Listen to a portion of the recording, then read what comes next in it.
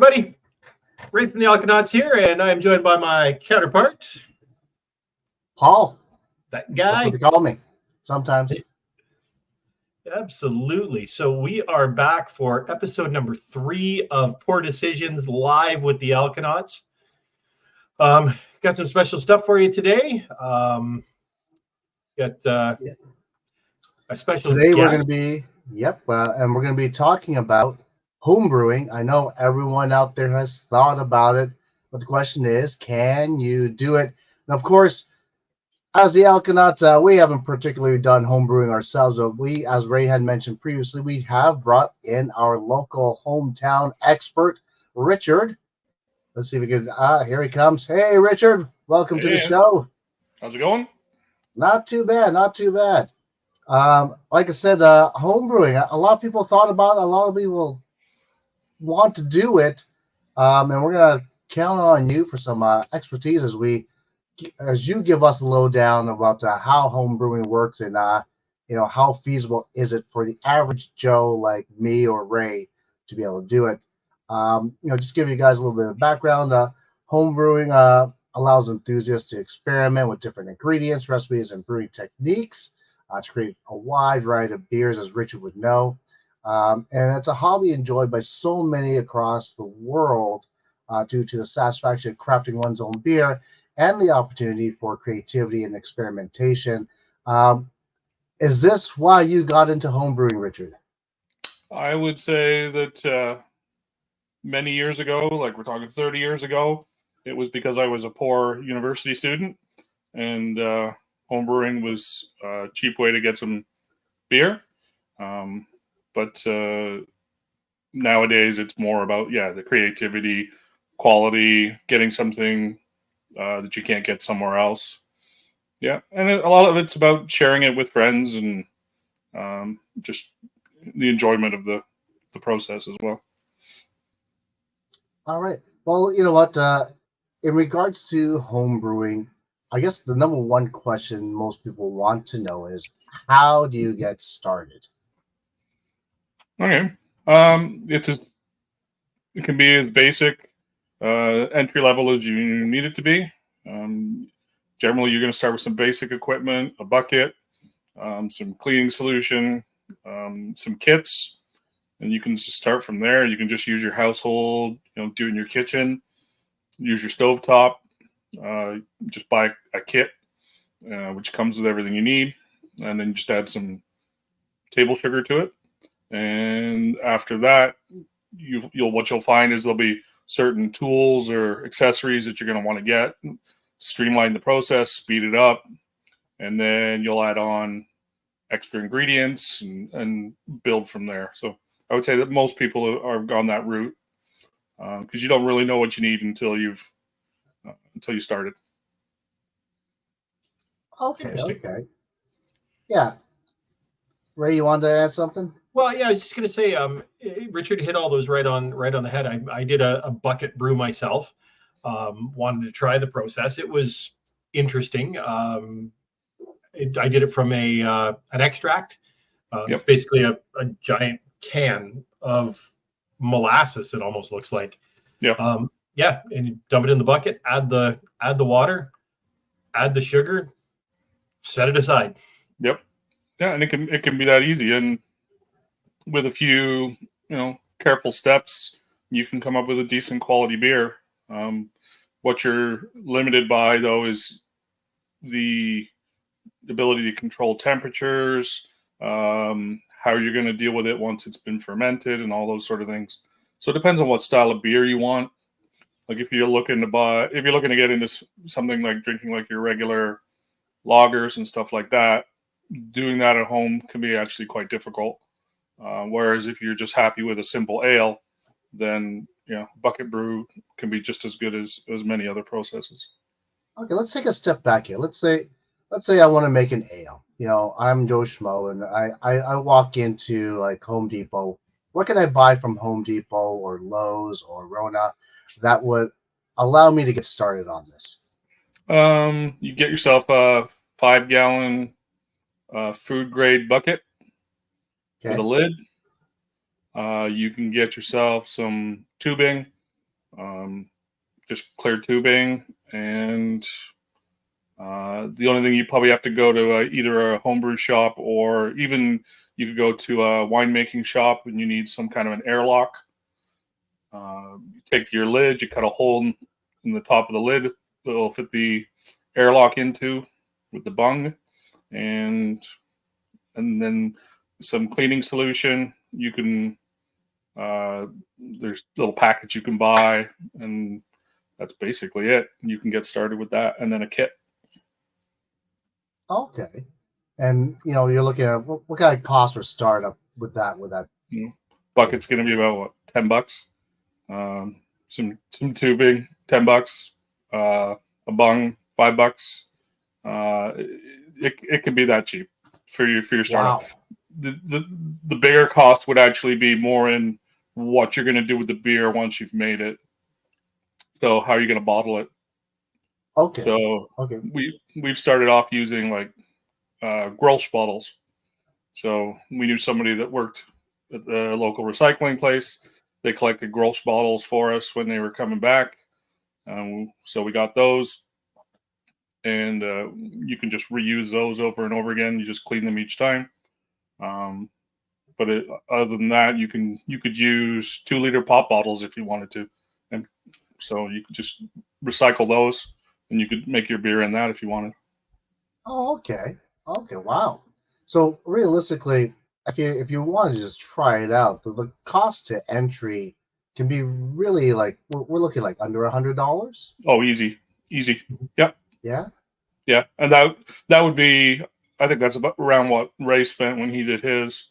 Yeah, I think it was about $110 with about, the that extract included kit and the bottles and the lids. And that included the bottles. So I mean, that was about half the cost. So. Wow. Okay. So that's not. It really isn't that hard to get into home brewing, in terms of the actual cost to get in. But in terms of ingredients, where do you go for the ingredients? Homebrew shops, although there aren't many around anymore, not in our area at least. You're looking at about hour's drive north, or 45-minute drive south to go to a place that has that sort of stuff. Kits are a little easier to come by.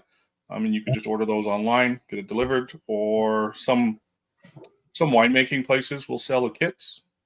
So they're not too hard to get. But if you want actual like grain supplies, yeast, different ingredients and stuff like that, you got to go to a specialty shop or order online.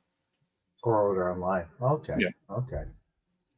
Now, in your particular case, what does your setup look like? If you can explain it to our audience. Sure.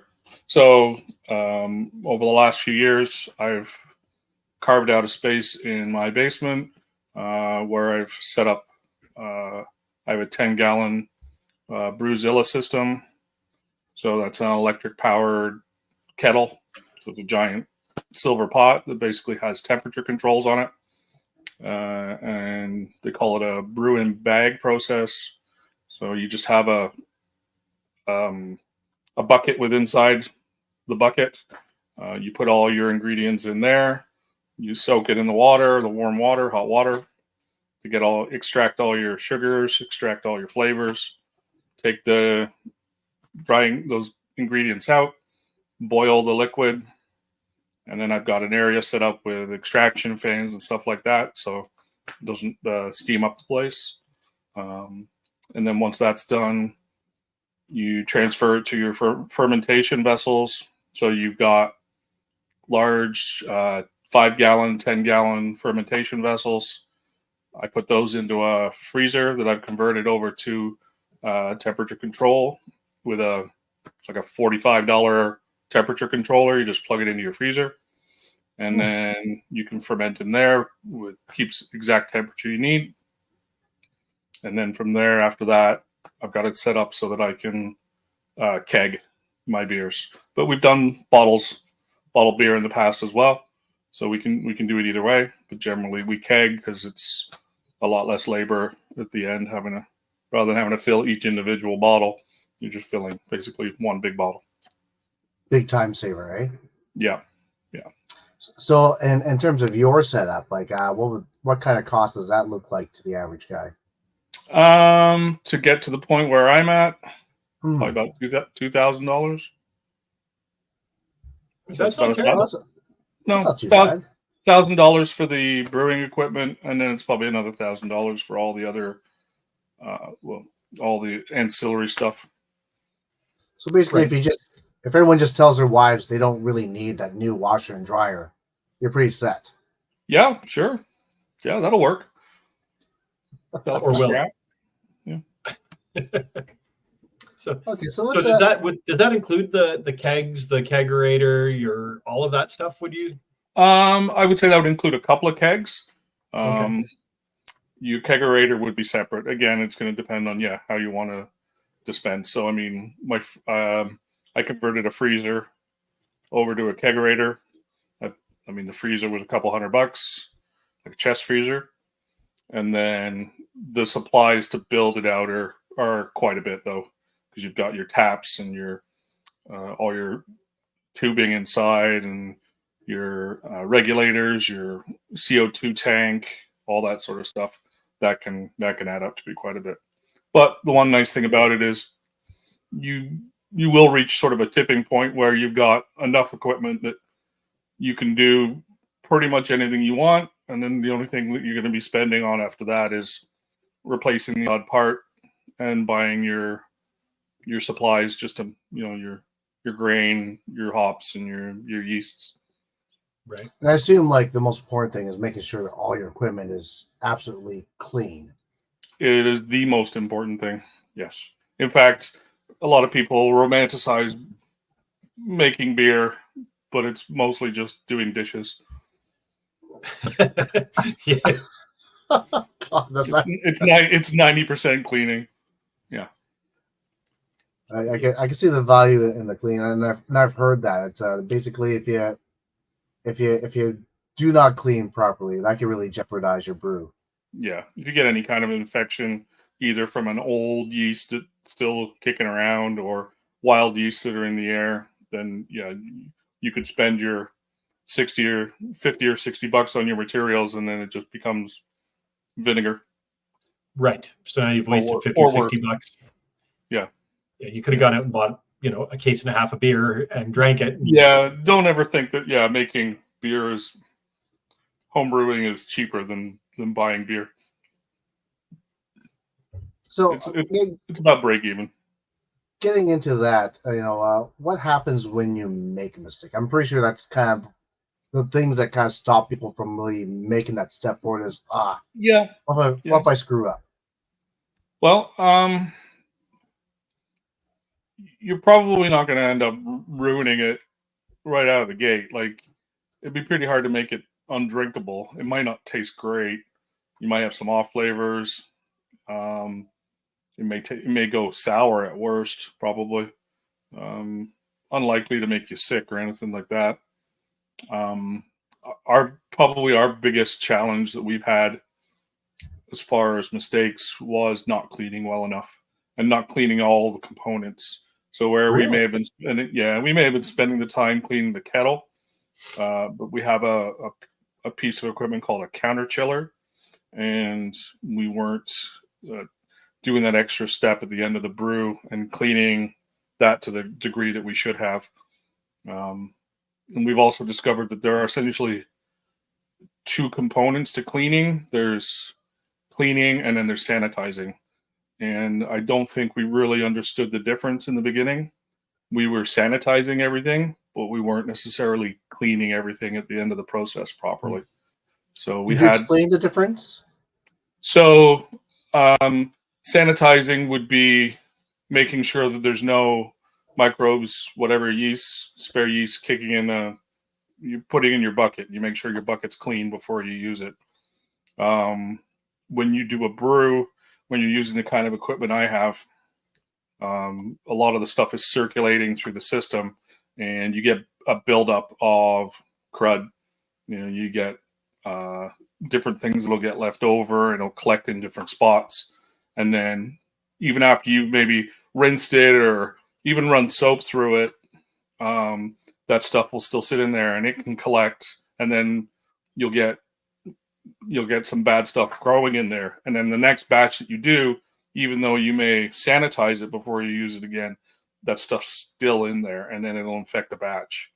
So what we ended up having to do was soak a lot of the components, or when we ran that cleaning, they call it SIP, cleaning in place. You need to let that stuff soak long enough with the right kind of chemicals to make sure that you get rid of that crud, so you don't get that buildup and you don't have those spots for those yeasts and nasties to gather. Gotcha. Now, aside from, the not cleaning properly, what would you say are some other common mistakes new home brewers would make? Not having enough patience. Well, I'm out. Yeah. When you're doing your brew, when it's fermenting, you got to give it enough time to finish the process. If you end up bottling it too early, if it's not fermented out, you can have either bad beer. You can end up with what they call bottle bombs, so bottles that will explode. So I would say that's probably the most common errors that I've seen with people doing it, is just giving it enough time. And with certain styles, if you don't let them sit long enough and ferment long enough, it won't be a great tasting beer. It'll be alcohol, but it might not taste that great. Yeah, looks like Alan from White Flight Down is out there, and he just commented that all the cleaning was the big reason he gave up on it. So, yeah, luckily I have a brewing partner who does not mind the cleaning process whatsoever, so it works out well for me. For sure. So, whether common mistakes would you say happen or occur during or after the brewing process? When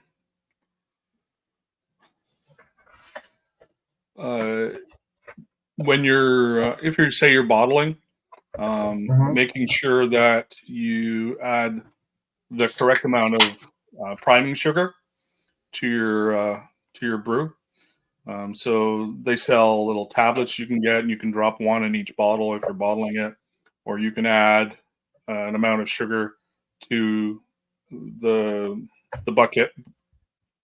Because basically what you have to do is when you put it in that bottle, it has to re-ferment so that it gets carbonated. Because once you just brew it in a bucket or brew it in a container, it doesn't really have any carbonation.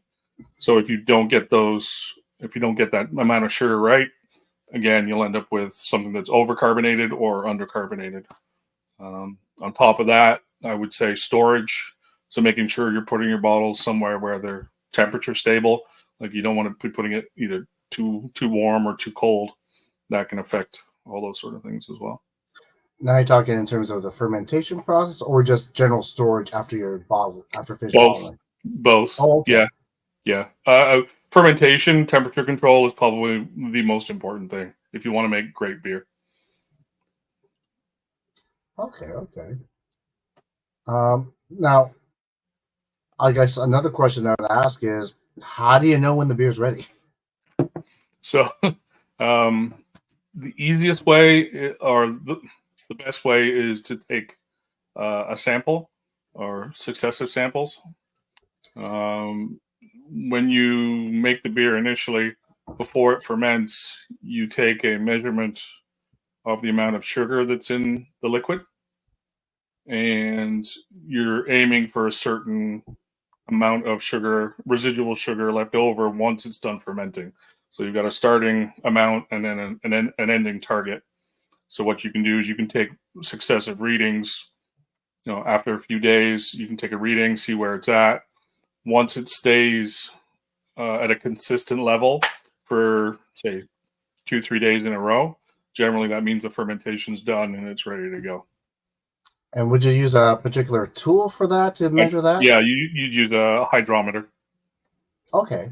So it's like a thermometer that floats in water, and it floats. It's got a lead weight in one end, and then depending on where it sits in the water, you take a reading off of it, and it'll tell you how much sugar is in there. Oh, that sounds cool. And it seems like such an intriguing process. And I know we did an episode with you and Ben where we Yeah. went from we just went from scratch, to grinding the grain all the way through the whole process of sparging, of fermenting, coming back weeks later to taste the beer, which was probably the most important part to us. And I had a great time doing it, and it didn't really seem like it took up that much time. Like when I think of homebrewing prior to our experience with you, I thought of homebrewing as being like, oh my god, like this is gonna take like days for me to make. It's just crazy. Is it like that, or were we just fortunate we had an easy batch to make? A lot of that has to do with the equipment that you've got. The type of equipment that you have can dramatically shorten the process. For instance, one of the longest parts of one of the potentially longest parts of the process is waiting for the wort. So that's the heated up liquid that you've created, waiting for that to cool down to a temperature that you can safely put the yeast in. So if you don't have any equipment or anything special to do that, you might be, soaking it in your bathtub with ice around it, or putting it outside in the snow, or doing something like that. And that can sometimes take hours to cool down. Whereas if you've got a counterflow chiller or a plate chiller, or if you're lucky enough to have like a glycol chiller, you can do that stuff in mere minutes. So something that might take somebody, 2 hours, you could do in 5 minutes. And that's all about the equipment that you have. Same with the brewing process. Again, but it depends on what you're doing. If you're using one of those extract kits like Ray did, I mean, they're 10 minutes on the stove. You're basically just heating it up, pitching some sugar, and you're good to go. So, I mean, if you did that process and you actually happen to add a counter chiller or some way to chill down that beer, you could conceivably be done in an hour if you had the right bits of equipment. So it can be as short or as long as you want. Yeah, that kit that I used, I mean, it was incredible, the fact that I didn't even have to put it on the stove. It was tap water temperature was all that it called for in those instructions. Yeah, it was incredibly simple. Yeah, it was just the space, the time, and then trying to deal with the transferring it to the bottling bucket before adding the sugars, and then getting it into the bottles. Right. I did it all by myself with no extra hands, and man, that was a challenge. Yeah. And again, if you've got yourself a siphon, like depending on what kind of siphon you have, it can make it dead easy. But if you're trying to just use a hose and suck the beer out of it and throw it in the bucket, that can be a little more difficult. Well, as Ray knows, I like to suck. And with that segue, I think it is now time for trivia, the homebrew edition. We're gonna take a little bit of a break here. Let's see if you folks out there know some of these answers. And Richard, feel free to chime in if you know the answers. I'm gonna read out the question. I'm gonna give a point system now to it. The points don't really matter, but let's just pretend it does. Just humor me. All right. Okay. We do that. We do that. Right. Start us off. Question number 1. There it is. What piece of equipment measures the gravity of your beer? For those of you that were listening. For those of you who are listening. Although there are two answers. Oh, okay. We'll give them the first answer, which I'm going to say is worth 100 points because we did mention it. Yeah. And then if you could think of the second one, I'll give you 750 points. Nice. All right. Answer is hydrometer. Yes. What is the secondary answer to that? It is a refractometer. Ah, yes. I should have known that. The only thing is, you can only use a refractometer to measure the gravity of the beer before it ferments. It does not work after it ferments. Really? Okay. Yeah. Okay, good to know. That's Yeah. interesting. That was another mistake we made in the beginning. We didn't understand the difference, and we were getting some weird answers to how much alcohol was in our beer. Now we got So- Vanessa saying here, specific gravity of the beer is a hydrometer. Oh, she's just answering. I'm just being silly here. I thought she's on to something else. Hygrometer. Yep. Alrighty. Now, okay. What's our next question there, Ray? Alrighty. See here. What technique rinses all the extra sugars from the grains after mashing? I think we did also mention that earlier. I'm gonna say this one's a little bit more difficult. Let's put this in the 1,000 point range here. 1,000 points. If you can figure it out, I'll give you a couple seconds. Richard, do you know the answer? I do know the answer. Yes. I would hope so because he did say the word earlier today. So What is the answer? Sparging. Sparging. Yep. Yeah. All right. Always sounds like a dirty word, though. It does It sound does. like a sparging word. I'm gonna sparge. Or something that you would do if you were sick. Oof. It's a rough night. I sparged. I sparged everywhere. And I think additional notes we got here is be careful when sparging, as you can sparge with water that's too hot, and or sparge with too much water. I don't know if that's is that a correct thing to say? Yeah. You usually before we start the process, we will measure out how much water we're using to make the wort and how much water we need to sparge with at the end.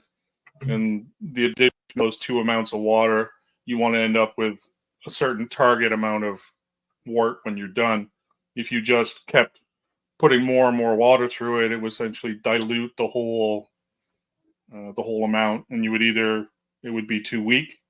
And if you do it at the wrong temperature, you won't actually rinse the sugars out of the grain that you're doing. Oh, okay. Good to know. And those sugars are very important. I'm not too sure if we're gonna come up with that up ahead, but they are important. Oh yes. One flight down says, "I hate when I sparge everywhere." Yes. That's why those little rubber things are there. I guess. I'm not talking about sparging one flight down. Oof. Okay. This next one is a true and false. You should add the yeast immediately within 2 minutes after your boil. True or false? I'm gonna say this one's getting a little more difficult for our viewers out there. I'm gonna put this at about 1,400 points.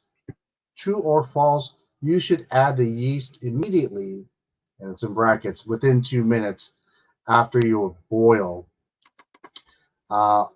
Ray, what is the answer? That False. one One is flight down. false. Got it for sure. Yep, definitely false. Although there are some Although? yeasts that you can pitch at much higher temperatures than others. They will actually withstand the higher temperatures, but still not within a couple minutes of the boil. Now, I do have here, you have to chill your wort at least 70 degrees Fahrenheit, or else it kills off your yeast. For most yeasts, yeah. There's some you could do at 90 degrees Fahrenheit. Really? Yep.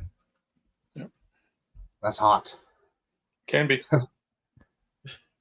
And Vanessa chimes in there. Temp matters to add the yeast. What's our next question there, Ray? Next question. Here it comes. Wait, I gotta close this window. I'll read it out. What compound causes a common flaw among new homebrewers that results in beer having a popcorn butter flavor? Huh. I know Vanessa makes a lot of breads. That's what she's saying. Yep. What compound causes a common flaw among new homebrewers that results in a beer having a popcorn buttered flavor? Do you have an idea what it is, Richard? I do. I just don't remember the term off the top of my head. I don't even know if I could say it. I Yeah. believe Ray. So how many points should we give this one? Like 4,392? Like it's a tricky one. Don't be cheap. 4,394. Okay, fine. 4,394 points then. Well, if I'm pronouncing it correctly, it's diacetyl. Diacetyl, yeah. Diacetyl, yep. What is diacetyl, Ray? That's a really good question. It's either caused by improper fermentation temperatures or by taking the beer off the yeast too early. It is acceptable in low levels, from what I understand and from what paperwork here says. It should never be prominent. I'm assuming diacetyl is a chemical compound that gives an off flavoring, because you don't want your beer to taste like popcorn unless you're making popcorn beer. There's actually when you're doing lagers, especially, there's a step called a diacetyl rest, where with a lager you fermented it at a lower temperature, and you actually let the temperature rise for a couple of days, and during that process, I don't know the exact chemical process, but that flavor will actually disappear, and then you bring the temperature back down and finish off the fermentation. So there are ways of controlling that with raising and lowering temperature. Is that cold crashing? Cold crashing is more so you can get the any of the things that are suspended in and out. So any of the dead yeast cells, any of the grains, anything that's left over, when you cold crash it, that stuff will drop out, and it will make the beer a lot clearer. So you don't get the floaties in the bottle or the glass. Yeah. Very nice. Very nice. I don't like the floaties. No one likes floaties. Vanessa said she just had some popcorn, and there was no diacetyl used. What's our next question there? All right, next question. It's another true and false. So glass brewing equipment does not need to be sanitized. True or false? Okay, you know what? I'm gonna give this. I say this is a pretty easy one. If you're getting this wrong, don't bother homebrewing. 5 points. All right, let's go straight to the answer. False. And as Richard alluded earlier, sanitization and cleaning, most important and for some, easiest part of the home brewing. So just make sure you sanitize everything that you're doing. Make sure that your beer doesn't contact with all your old stuff, and just clean everything out properly. Vanessa, Kitty, I'm sure you can take on as many hobbies as you want without having a problem. Absolutely. There's always room for beer. Yep. There's always room for beer, right? I'm actually getting more excited about this. I almost feel like I need to kind of step in there. I know Ray's dipped his toe in it. I almost feel like I'm almost there now. Ray, what's our next question? Alrighty. So what is beer called without yeast? I don't know this one. I think the question is kind of worded awkwardly. But I see what you mean. I see where you're going. Yeah. Gotcha. You definitely know. Yes. But what is one flight down? Ray, throw that up with what Alan threw on there. Yeast free beer. Not to be count on that guy. Not to be confused with gluten-free beer.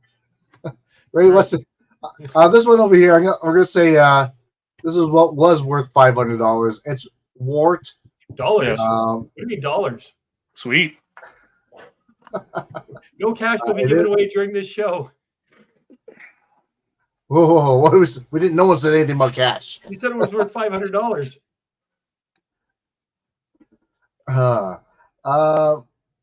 What do we have? We got one more left here, Ray. What do we got? All right, last one here. We've got True or false? When not in use, hops should be kept refrigerated. This one, you know what? I say it's 300 points on this one. It's. I'm gonna say the hit or miss on this is gonna be 50-50 on this. Richard knows the answer. I can tell by the look on his face. It's actually a trick question. One flight down is saying false question mark. Ray, what's the answer?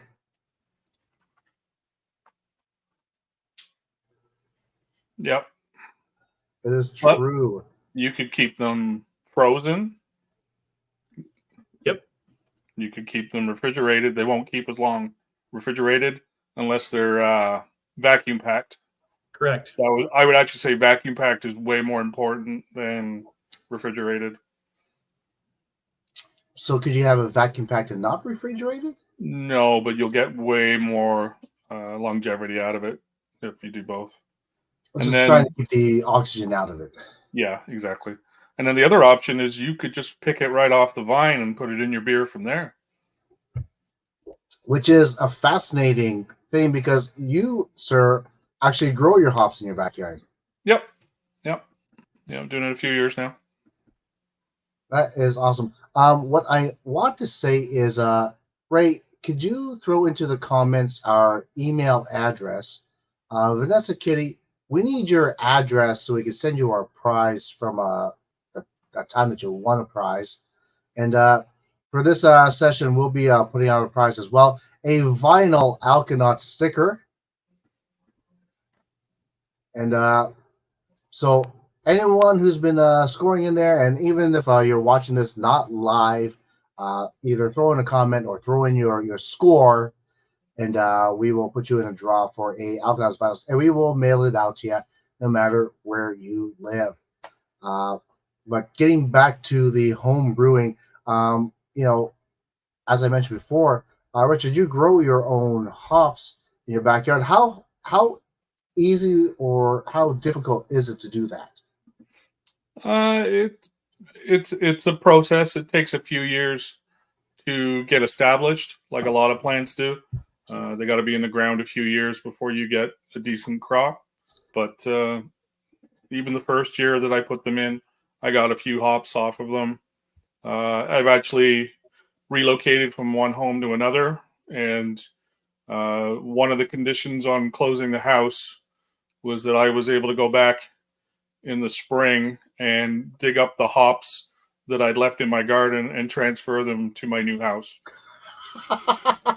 That's awesome. So a very cold, rainy April evening, I went to my previous house and was digging around in their backyard, my old backyard, digging up hop roots, rhizomes they're called, so that I could take them to my new house and plant them in the ground, because they're not cheap. They're actually cost quite a bit of money to get started. Oh, absolutely. So, yeah. And they don't grow in bushes. They grow like vines. Yeah, straight up. Yeah. So I've actually set up a system in my backyard where I've put I've used 2x4s, and I've created large posts connected to my fence, and I run my hop lines up there, and so they get lots of sun, and I had a pretty good crop last year. That's awesome. Now, do you have like different strains of hops? Yeah, I've got 3 different varieties: Columbus, Chinook, and Magnum.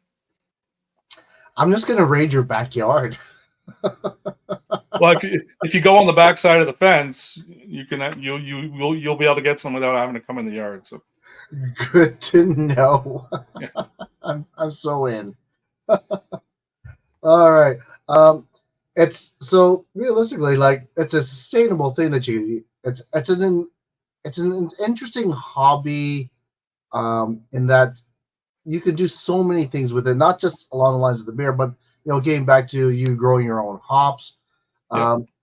Like you've had such a long journey, and I think when you started doing this, like, this wasn't a normal thing.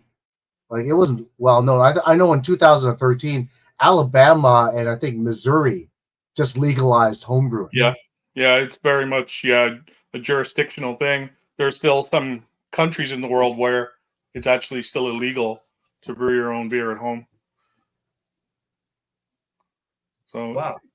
yeah, but again, when I started, I mean, I started 30 years ago, and the only thing that you ever found back then were those kits.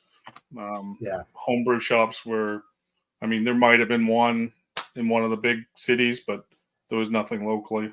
It's gotten better over time, but now it's kind of switched back the other way. Now that you have access by buying stuff online, there aren't so many local shops anymore. They're starting to disappear. So now you have access to pretty much anything and everything. A lot of the equipment and stuff that I bought over the last few years, a lot of that's actually come out of Australia. There's a couple companies down there that do some good stuff. So they sell, they make it there and they ship it all over the world. Wow, is that the Brewzilla? Kegland is the company. Kegland? Yeah, Okay. Kegland. Yeah, a lot of the fermenters and but again, the kegs that I have, they're from the States. Yeah, the equipment, comes from all over the world. So here's a question: like, if I want to brew something, like I know, like you need hops, you need yeast, you need barley or malt. Like, where do you get these recipes? Websites are probably the best place to go. There's Yeah? a couple good websites out there. Are they readily available to anyone? Yep. Yeah, and basically they're an absolutely amazing resource. And depending on which one you go to, the community groups that they have on there are very active. So if you're a beginner and you don't know much, you post some questions on there, and there'll be lots of people happy to help you out. Wow, that's good. So there is a support network then for Yeah. home brewers. It's just you're not going to find it, around the corner, next block down. You're gonna find it on the internet, and people are out there. So yeah, a lot of resources. But again, there's also magazines. I have a subscription to a homebrew magazine, so I get recipes out of that and tips and tricks and stuff like that. There are homebrew clubs. So some of the bigger cities have clubs where people get together and meet. So you can talk to other people about it. Are you active in the homebrew community? I was a couple years ago. Did a couple of competitions, homebrew competitions. Went to a couple of the meetup meetings and stuff like that. I haven't done so much of that lately, but it's out there if you want to participate. Oh, it's like, did you say homebrew competitions? Yeah. They're pretty involved, pretty serious. Really? You can actually put your beers up against other beers. Yep. So it wasn't quite what we expected. We thought it was more about making a beer, a good beer, or an interesting beer, or a creative beer, or something like that. But it's not. It's actually more about making a certain style of beer and doing it the exact way that it's supposed to taste. So it's more about accuracy and quality than it. So if you enter your beer into a particular category of beer, and then it will get judged how that beer stands up against is this a good example of that style of beer? I get you. They want you to really stick to the actual recipe as opposed to really flare they're out. Called the BJC, and there's like over 100 different styles of beer, and depending on the competition, they may have more, or they may have that many categories, or they may narrow it down a little bit from that. Well, that's interesting that you could have those kind of tournaments, competitions where you can submit your beer. That's got to put a lot of pride in your heart, knowing that. The best compliment you can get is to have a fellow homebrewer try your beer and like it. I like how Vanessa's like, I made TNT in Chem Lab in ninth grade. Well, that's not the same as beer, Vanessa. We can't drink TNT. It's funny. I was looking at that going, the heck is that stuff? What is trinitrotoluene? I had no idea that was the full TNT. I think it's like one of the major ingredients of TNT. But yeah, the home brew, like it's a daunt, and I think I've mentioned this before in the episode that we did with you. It seems daunting to an amateur or someone who hasn't tried it. And I guess what we want to do through this episode is kind of like give people an idea of like what it's like to go through the process, costs and everything, and kind of encourage people to try it out because what's the worst that could happen? Yeah, you drop 50, $60, try to put something together and it doesn't taste good, right? You're going to be one of two people, which is I'm not going to do this again, or you'll be that person that says, hey, I need to make this better. And I think I want to be that person that says, I want to try and make this better. Well, I'm hoping that I don't have popcorn beer, but I've been thinking about this for so long, and I would love to just try this and just see if I could pull it off, just for the sake of saying I made a beer with these two, and raise hands as well. These two hands. The nice thing is I can say I did it. No, it was bucket beer, Yeah. but still, I made bucket beer in my dining room. And honestly, what did you think of the whole process? Yeah, you know what? It was really good. It would have been nice to have somebody else involved in the process, but it was just I was too impatient to wait, and I just decided to give it a go. And I did feel kind of blind in the process a little bit, just because the kit that I had, the instructions were a little vague. From what I understand, reading the reviews and stuff, it was one of the better kit like the extract companies, that I had. It was okay, and the beer tasted pretty darn good. Mm-hmm. What was the name of that kit that you had? I can't remember. I'll tell you, like honestly, Was it a Muntins or a Cooper? Coopers. It was Coopers. Yeah, they're Australian. Okay. Yeah, it was Coopers. It was like I said, the beer was really good. I just think it ended up lower ABV than I had hoped. Yeah, it probably ended up in the 4% range. And that's okay too. Yeah, I was hoping for something in the 4.6, 4.8 range, but drinking as much beer as I have, I kind of know what that feels like when you're drinking that beer, and it just didn't seem like it got there. Ray has a little dial on his belly button that tells him what the ABV is of everything he drinks. Well, it does. It's kind of like one of those turkeys, right? It pops out when you're done. So. But honestly, like that the beer that you made, Ray, I actually enjoyed it. Mm-hmm. Like I did not like. It's definitely better than what I'm drinking right now, and I'm ashamed to tell anybody what it actually is. But the stuff that you made was actually it was palatable. It was beyond my expectation, which I figure anything homebrew, my expectations are low, except when it comes to Richard and Ben. Like these guys just blew us out of the water with their creations. But to have a kit that's already pre-made and you're gonna have decent beer that comes out of it, I thought that was really cool. Mm-hmm. And how many bottles did you get out of that? I had 48 bottles, but I only got about 40. Yeah, I had a little bit of loss. Yeah, there's always some spillage, wastage, stuff like that. Yeah. I think I could have added more water in the process. I was just unsure about how high up in the bucket I should actually go. My measuring cup was a little bit off, I think, because I bought it. I think the one I had came from the dollar store, so it probably wasn't super accurate. Those were 500 ml bottles, weren't they? Yes, I believe they were. Really? Yeah. Oh, okay. That was bad. Now, Richard, when you make a batch with your system, how many beers are you putting out? Let's say 355 milliliter bottle. Yeah. Well, I do 10-gallon batches, so it works out to be about 100 bottles. 100 bottles. Oh, geez. So that's like 4 cases of beer. Yeah. Okay. And honestly, it's not a bad idea.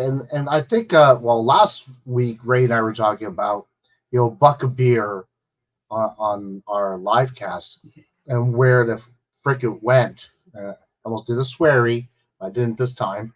But like, yeah, there's no hope of a buck of beer.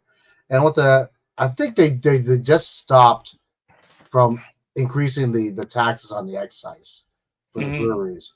But there's a new legislation supposed to be going through this year that would part out individuals or companies, companies that make less than 500,000, hectoliters or liters of beer, Yeah. which is great for the craft brew scene because these guys are getting killed because they're paying the same taxes as Lovebats, like the big name guys in, Hmm. in, in Canada.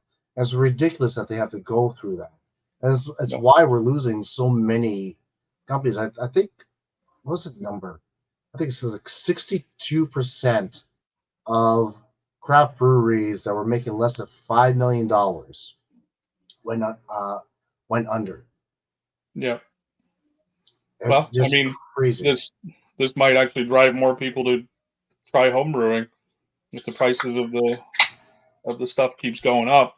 It actually will start to become more economical to make your own beer. I honestly think and don't get me wrong. I love being social. I like going out, and I also like supporting local. But the last time I went out to have a beer, it cost me $8 for a pint. Hmm. And that's crazy. Like it's it's beyond like for me to spend like almost $30 on 3 beers doesn't make sense. Doesn't sit well. And then you got to pay. There's tax on top of that, and then you got tip on top of that. So that's well over $30 afterwards, right? Well, It's and just not to mention the risk of driving home after having those 3 pints, right? Getting pulled over, losing your, getting in trouble. again, no, and that's not something to joke about. Sorry, No. but it's it it's one of those things where like it is a feasible industry to dabble into. It's a great hobby to dabble into. I almost feel like calling it a hobby is almost like it sounds like a dirty word to call it. Like what would you call it, Richard? A lifestyle. A lifestyle. I kind of get that. Well, Like because I mean, it's not just the process of making the beer. It's all the things that go along with it after it's been made as well. So, I mean, it's like, would you call cooking a hobby? I would kind of equate it to that. that, you're absolutely correct. You're absolutely correct. Now, let me going through all this information, the viewers at home are listening up. If someone's sitting on the fence, are you saying what advice would you give to those individuals? Um, Basically, do what Ray did. Start with something simple, something inexpensive. Jump in and get your feet wet. The only thing you have to lose is some time. I mean, the investment is pretty low as far as hobbies go. I mean, there are plenty of other hobbies. I mean, if you've ever played a round of golf, I mean, you can basically spend the same amount of money on a round of golf and go out for a couple drinks after as you would on buying all the stuff you need to make a couple batches of beer. So I mean, God, I hope my wife's not watching this. Damn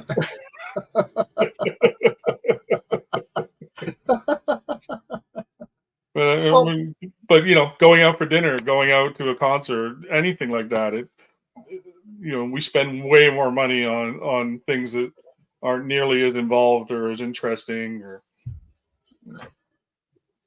creative. Vanessa's saying I churn butter every month, and she's mentioned this a couple of times. Honestly, lady, you churn me a gallon of butter, I will come down with a home brew case of beer.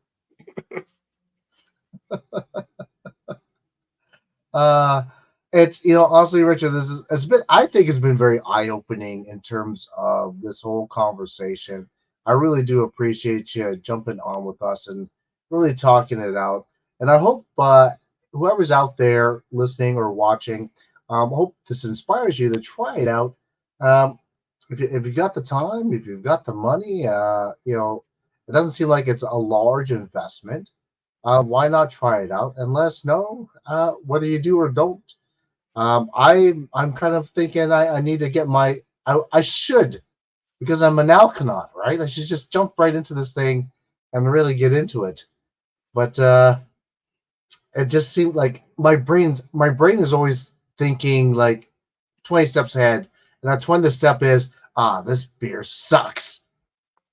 But I gotta get my head out of that. I gotta just like take one step at a time and literally just buy something so I don't have a choice and just do it.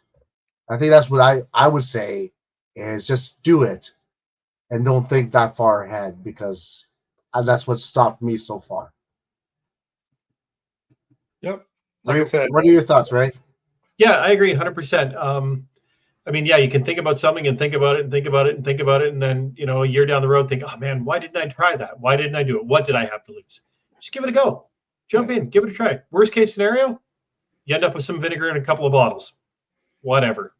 But I mean, really, with the kits, I did it. You can do it too. And Richard, the transition from the kits to where you're at, like, is it addictive? Does it make you want to look? Are you still looking for more pieces to add to your pot? No. It definitely, once you've acquired a decent amount of equipment, it's enough to do most of the things you want to do. But there's always bigger and better, and I know people that have, they get to the point where they actually become their own brewery and might set it up in their garage or have their own building out back or something like that. So it can go bigger, but if you're just doing it for yourself and you're doing it at home, no, what I have is more than enough. More than enough. So the key thing is, don't try to think this is going to be a money maker. Do this because you want to make beer. Yep. And saying that you have access to a plethora of different recipes online, that there's a community out there that's willing to help. I think if anyone was on the fence, it really should solidify the fact that just go for it and try it out. And like I said, if you do, let us know. And if you need help, we'll see if we can send you Richard's phone number. Sure. Because I know he'll love that. Yes. Oh, that's great. Well, we are coming quickly to the end of this episode. It felt like we were on here for about 5 minutes. Yeah, it's awesome. I'd like to jump back into doing a brew with you and Ben again, Richard, just to go through that process and see it start to finish again. And I'm doing one this weekend. So, alrighty. Well, do you know what style you're doing? Saison, I think. Okay. Yeah. Nice. Well, maybe we'll come and help you out. Yeah. I don't know if I need that kind of help. Well, Richard, thank you very much for coming on tonight. We really appreciate it. And honestly, like I say, folks at home, if you do try it out, let us know. And if you have any questions, shoot us a message either on a YouTube or Instagram or Facebook or Twitter or email or website, whatever. And don't forget to check out our website, check out our articles and our beer education page. And maybe take a look at that merch section just to help us out. Absolutely. And with that being said, I am Paul. I'm Ray. And that's Richard. And we are the Alconauts. See y'all next Wednesday. Cheers.